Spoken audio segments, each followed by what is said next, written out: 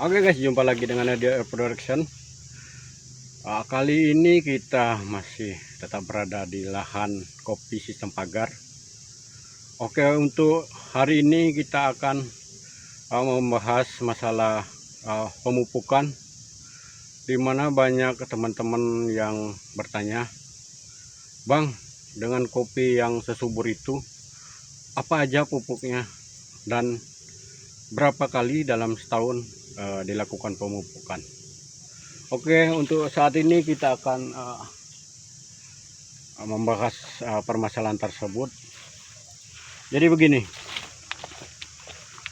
pada kopi sistem pagar ini memang faktor pemupukan menjadi sesuatu yang sangat penting. Jadi di lahan ini kita memakai atau menerapkan pemupukan dengan dua jenis karakter pupuk, yaitu pupuk makro dan pupuk mikro. Jadi untuk pupuk makronya kita menerapkan 3 bulan sekali. Namun di sela-sela pemupukan makro kita menerapkan juga pemupukan mikro dengan cara di sprayer ke daun, batang. Ini untuk melengkapi pupuk makro yang sudah kita berikan. Jadi pupuk makro ini biasa kita sebut pupuk dengan kandungan N, P, dan K. Namun pada lahan ini terus terang kita menerapkan pemupukan itu sesuai dengan yang dibutuhkan tanaman. Pada saat fase pertumbuhan usia 0 sampai 1 tahun, kita cenderung memakai pupuk yang kandungan tinggi nitrogen dan fosfat. Yang saya dahulukan pupuk organik di awal-awal masa pertanaman. Kebetulan kita pakai petroganik, kita kasih 2 ton di lubang-lubang tanam. Kemudian selanjutnya kita susulkan pupuk TSP 46. Kalau yang subsidi itu SP36. Dari namanya kita bisa membedakan dosisnya dengan pupuk yang sama namun dosis yang berbeda. Ada 36, ada 46. Secara kualitas memang yang SP36 itu slow release karena sangat keras sekali seperti batu. Namun untuk yang 46 dia lebih cenderung cepat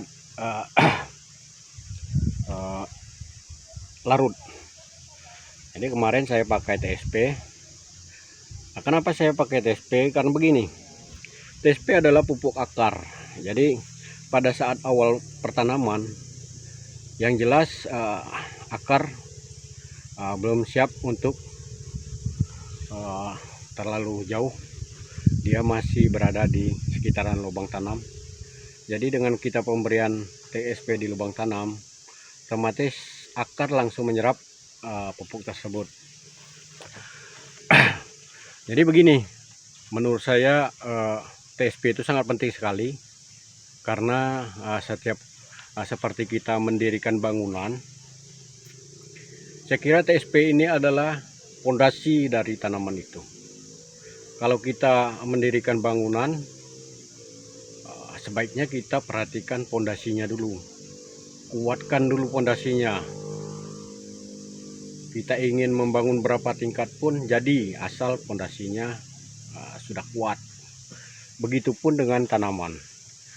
Bila kita di awal-awal kita sudah membangun fondasi bagi tanaman ini, yaitu dengan pemberian TSP, itu di perakaran, jadi kemungkinan buah akan tumbuh dengan sehat.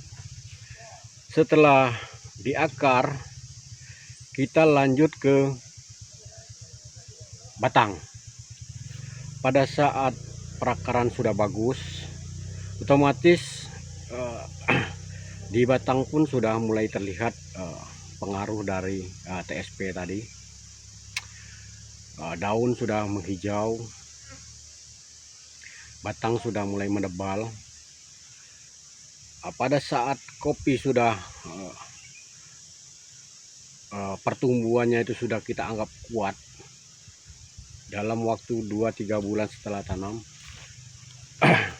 silakan tambahkan urea atau pupuk mikro yang kandungan N-nya tinggi. Jadi setelah kita membuat fondasi, kita harus memperjuangkan batang, dahan, dan daun. Kita beri nitrogen seperti urea atau pupuk nitrogen lainnya. Ada yang pupuk mikro, ada yang makro, sesuai yang kita inginkan.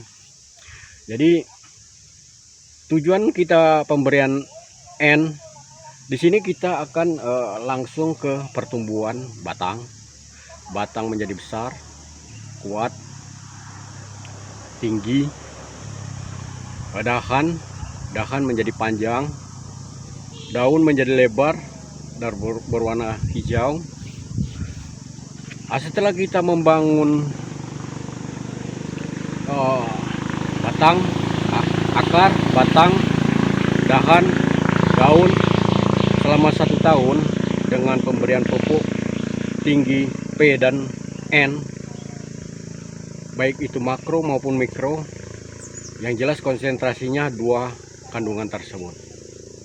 Setelah dia memasuki fase produksi, kita mulai bergeser ke simpan dulu pupuk nitrogennya. Kita pakai P dan K. Kembali lagi ada P. P selalu ikut karena P berada di pondasi. Dengan adanya P, pondasi terus akan menguat.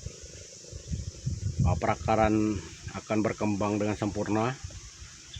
Sedangkan kita memberikan nutrisi kebanyakan dari tanah. Jadi dengan perakarannya sempurna, otomatis perkembangan pohon dan segala tetek bengeknya itu akan dipermudah. Kemudian kita pada masuk fase produksi. Setelah pemberian nitrogen, tanaman kita sudah bisa dilihat pertumbuhannya sudah maksimal. Bila kopi kita sudah menampakkan memunculkan bunga-bunga seperti ini tanda bahwa kopi kita sudah memasuki fase produksi, bukan fase pertumbuhan lagi. Segera lakukan pemupukan P dan K, fosfat dan kalium. Manfaat dari kalium secara langsung yang dapat kita lihat setelah kita memberikan kalium, daun akan menjadi tebal. Daun tebal, warnanya hijau kebiru-biruan. Jadi hijaunya ini matang. Nah, itu gejala awal bila kita melihat kopi yang sudah diberikan pupuk yang mengandung kalium atau K, atau biasa kita sebut KCl. Masalah KCl apa, jenisnya apa, baik cair atau crumble, itu terserah pilihannya, mereknya juga terserah. Yang jelas kandungannya kalau nggak salah berapa itu, 60 atau berapa. Ada yang Jerman, ada yang Merauke, ya. Kalau nggak salah 60 itu dosisnya. Oke, ini secara kasat mata terlihat kopi berwarna hijau kebiruan dan cenderung menebal, karena dengan pemberian KCl atau pupuk K ini terjadi penebalan dinding-dinding sel. Jadi kopi itu yang tampak di daunnya menebal. Pada dasarnya semua keseluruhan dari pertumbuhan kopi itu terjadi penebalan dinding selnya. Itu di batang, di dahan. Dengan pemberian KCl, tanaman tidak akan mudah patah. Dia akan cenderung lentur, ya, sulit untuk dipatahkan. Kalau buah sulit untuk diputil, karena dia akan kuat. Jadi dengan pemberian KCL terjadi penebalan dinding-dinding sel, dia akan masuk ke masalah pembuahan. Pada saat memasuki fase pembuahan, ini dengan pemberian KCL, buah yang dihasilkan itu nanti kulitnya ini akan mengkilat karena terjadi penebalan dinding sel. Biji kopi itu akan membesar. Nah, jadi kopi yang ada tidak ada rongga celah untuk kopi ini yang kosong. Nah, jadi terisi penuh. Dengan terisi penuh seperti kulit kita, bila kita masih masa ototnya masih tebal, ini kulit kita akan berkilat. Begitupun dengan kopi, bila dia terisi dengan penuh, otomatis biji tadi menekan ke atas dan pori-pori yang terbentuk di kopi ini akan tertarik sehingga akhirnya memunculkan warna yang mengkilat karena dia sudah terisi penuh, tidak ada keriput-keriputnya atau pori-porinya yang terlihat. Dia cenderung buahnya bersih dan mengkilat.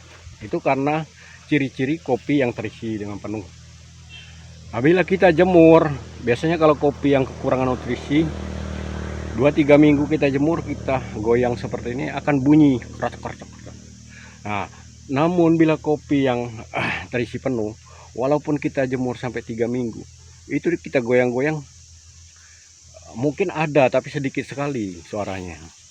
Nah, itu ciri-ciri kopi yang terisi penuh.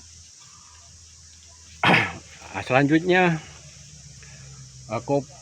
kita dari awal juga tadi yang kita bahas masalah pupuk makro, yang pupuk mikronya sekalian kita bahas juga. Jadi di awal masa pada saat masa pertumbuhan setelah tanam, kita memakai pupuk mikro yang kandungan NP tinggi. Jadi seperti Gandasil D atau Ultradap. Juga pakai hormon hantu bisa untuk memaksimalkan hasil, menebalkan daun-daun dan dinding-dinding sel juga, itu manfaatnya. Terus untuk pada saat fase itu satu lagi yang untuk masa pertumbuhan tadi, pupuknya MKP juga bagus, itu MKP yang merah, tapi KNO 3 putih, yang merah, KNO 3 merah untuk masa pertumbuhan. Jadi untuk fase produksi kita menerapkan pupuk KNO 3 putih, MKP. Nah, jadi pada saat awal-awal berbunga kita kasih MKP, monokalium fosfat, untuk merangsang keluarnya bunga-bunga.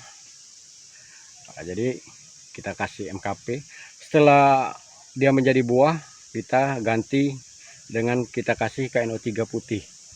Nah, ini untuk mengisi buah yang sudah jadi tadi agar terisi dengan sempurna. Nah, itu manfaatnya. Jadi silakan teman-teman maksimalkan pemupukan dan juga perawatan. Mudah-mudahan kopinya akan berproduksi dengan maksimal. Oke, jangan lupa saat ini harga mahal, kesempatan bagi petani. Oke, lanjut terus semangat. Assalamualaikum warahmatullahi wabarakatuh. Terima kasih.